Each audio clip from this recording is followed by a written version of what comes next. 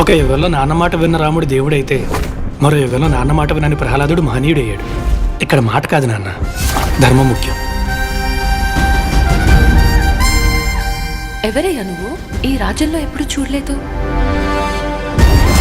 ఒకసారి బట్టలు మాసిపోతే మనిషి ఎక్కడ కూర్చోవడానికైనా సిద్ధపడతాడు. అంటే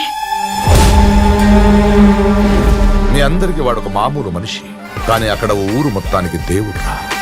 ఎవరా నా కొడుకు? మీ ఊరు వచ్చి మీ మనుషుల మీద చేసాడంటే వాడు రాముడు కాదురా, పరశురాముడు. మీకు దండం పెడతాను, నిజం చెప్పండి సార్, ఎవరు సార్ ఆయన? అసలు ఎవడరా నువ్వు? అడ్రస్ పెట్టు, అడ్రస్ పెట్టు, అర్జెంట్ నీ అడ్రస్ పెట్టు, అడ్రస్ పెట్టు. ఆధారమే లేనోడికి ఆధార్ కార్డు ఎక్కడ ఉంటుందయ్యా?